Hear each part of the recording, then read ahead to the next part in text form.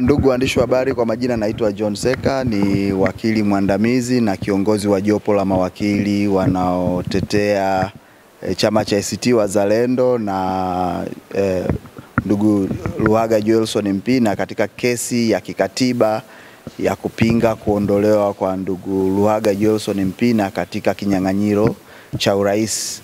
Kesi hii ni kesi ambayo imefunguliwa dhidi ya Tume Huru ya Uchaguzi na mwanasheria mkuu wa serikali. Sasa leo mahakama ilikuwa imetuita ili kuweza kupata mrejesho kama tumetekeleza amri zote za mahakama ilizokuwa imetoa.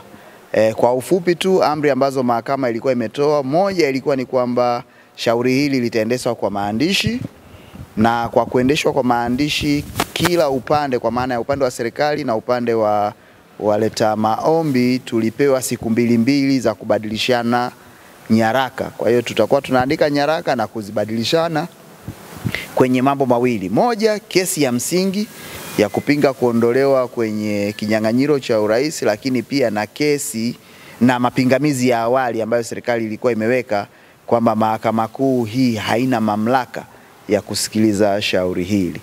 Kwa hiyo tumetumia wiki nzima hii kufanya majumuisho kwa maandishi, na pande zote mbili, kwa maana ya sisi na upande wa serikali, wote tuliweza kutimiza amri ya mahakama, na tumewaambia mahakama hii leo kwamba nyaraka zote sasa ziko mbele yao.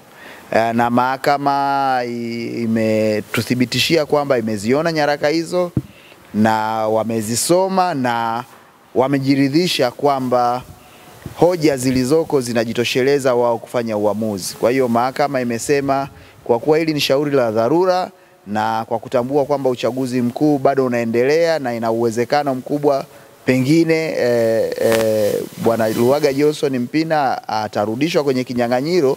Kwa hiyo mahakama imesema itatoa hukumu ya shauri hili kuhusu je, Luhaga Joelson Mpina anarudishwa kwenye kinyang'anyiro cha urais au la, tarehe 10 mwezi wa 10 mwaka wa 2025 saa 8 kamili mchana hapa Masjala Kuu Dodoma.